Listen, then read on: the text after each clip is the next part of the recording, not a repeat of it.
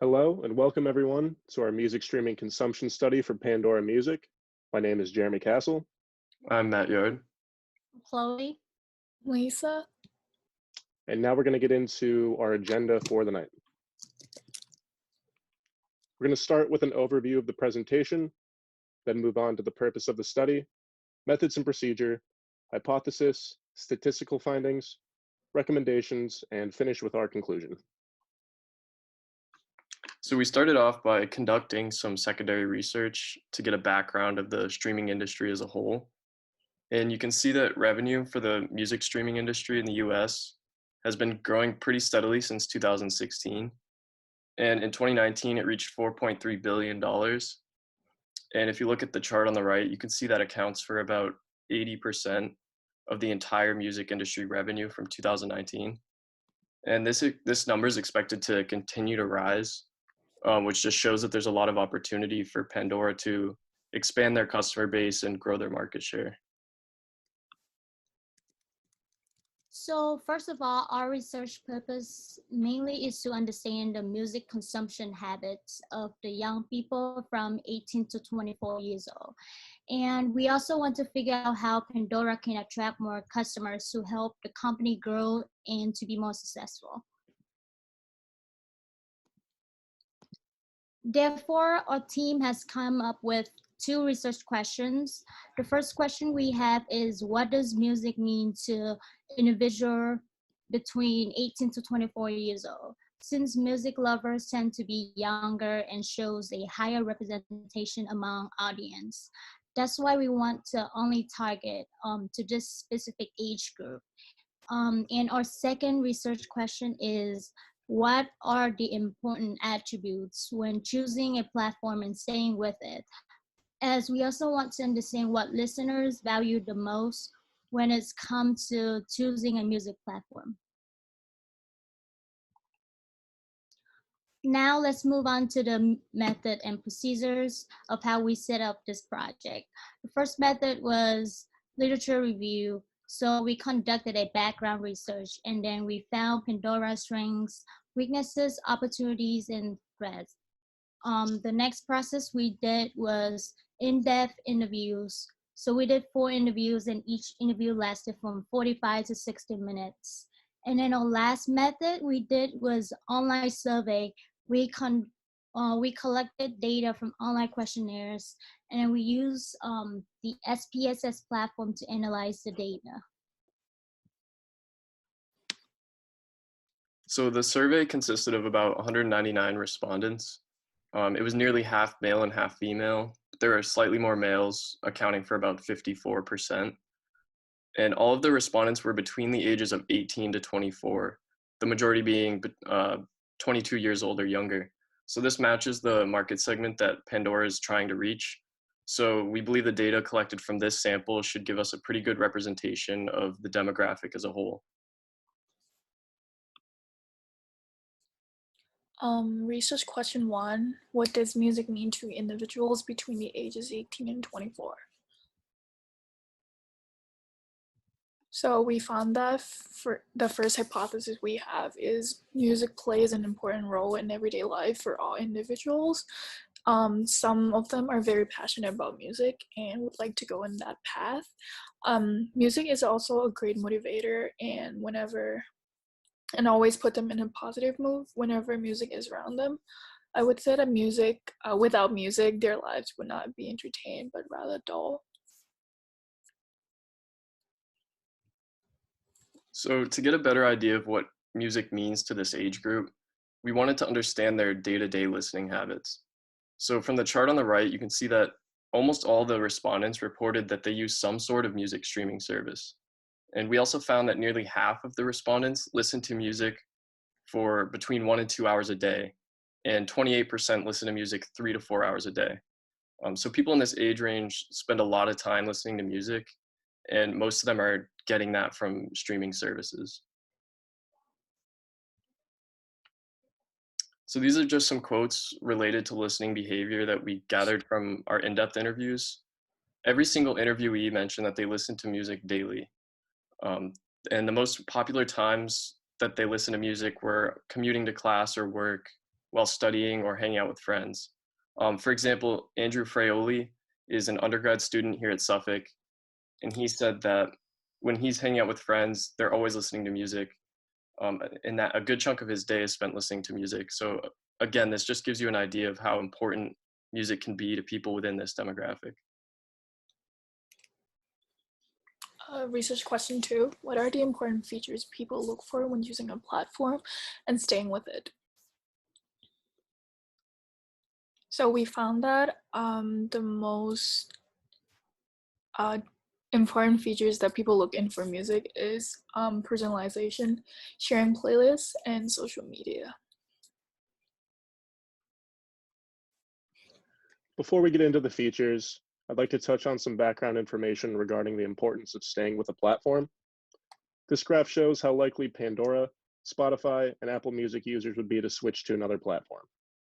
Each group responded by saying that they were either somewhat unlikely or extremely unlikely to change. This indicates how crucial it is to attract new listeners, because once someone picks a platform, they're probably going to stick with it. This graph helps show what's trending in the music streaming industry. Respondents from each group were asked to rank each of the 3 platforms based on its trendiness, with the 100 being the best possible score. If you look at the first cluster, you can see that Pandora's trendiness was ranked very low by Spotify and Apple Music users. On the other hand, Pandora users still rank Spotify and Apple Music's trendiness very high, even higher than their own platform. This would suggest that even Pandora's most loyal listeners realize that there are more popular platforms that might be able to offer more to them, which isn't a very good sign. So another significant data we got from a survey is the most important features of music streaming platforms. So with 1 being not important at all and 5 being extremely important, Songs on Demand has the rating of 4.57, which is the most significant feature to listeners. And student plans rated the least important. This indicates that student plan doesn't matter to people much. With or without this plan, people are still going to use the platform they chose anyway. So in order to understand how people perceive Pandora's brand, we asked survey respondents to describe what they thought Pandora would be like as a person. And nearly half of them said old-fashioned, and almost a third said boring. We also found that very few respondents described Pandora as being cool or exciting. So this shows that the brand image among this demographic is pretty weak and unattractive. So now we're going to get into some of the recommendations that we have. Our first recommendation is to rename the platform. So Pandora was obviously one of the first companies in the streaming industry, and they've since become a very recognizable brand.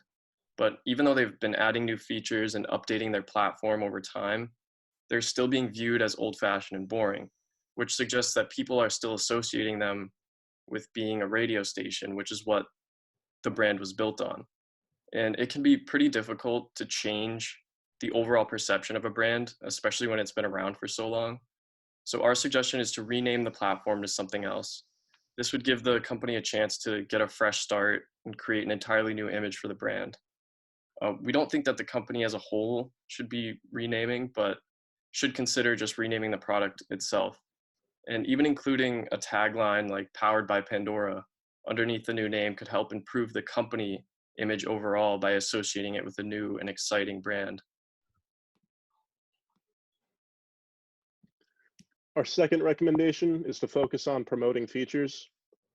We noticed that all of our interviewees were not aware of the features that Pandora currently offers. We believe that Pandora needs to show potential listeners what it can do now, rather than hang on to the platform that it was in the past. This includes the radio station feature, which is no longer a strength. The radio station feature wasn't even within the top 7 features on the graph that we showed earlier. Here are some significant differences within the use of these popular features. This graph shows how frequently Pandora, Spotify, and Apple Music listeners use Songs on Demand and personalization, 2 of the more popular features.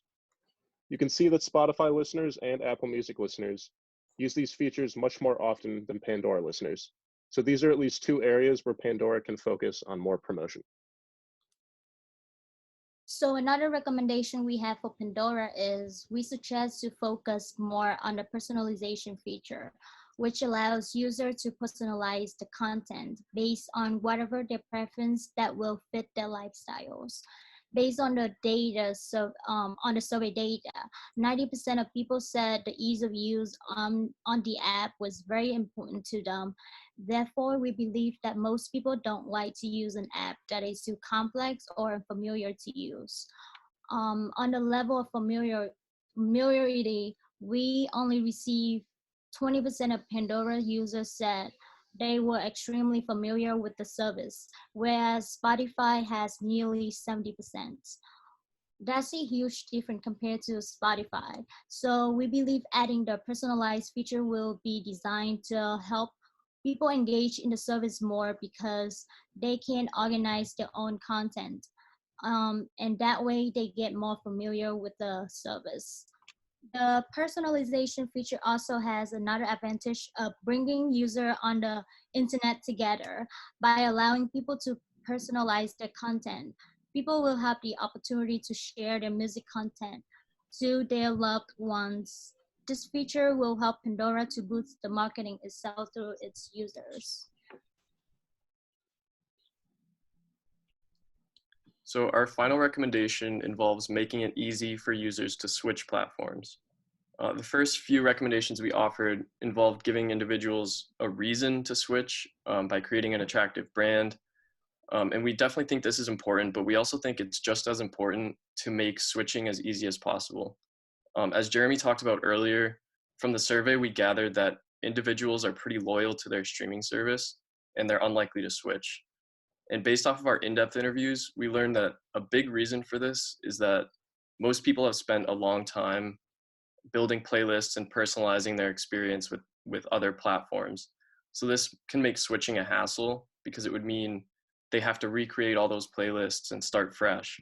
So our suggestion is to implement a way for users to transfer their content easily.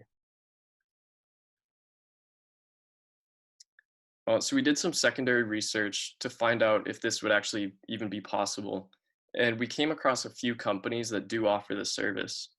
For example, soundiz.com is a third-party company that charges customers a fee to transfer their content between platforms. It works by having users import playlists. It then creates a text file and uses it to generate the same playlists on new platforms. So we think integrating this into Pandora's product and making it free to their subscribers could help attract users and convince them to switch services.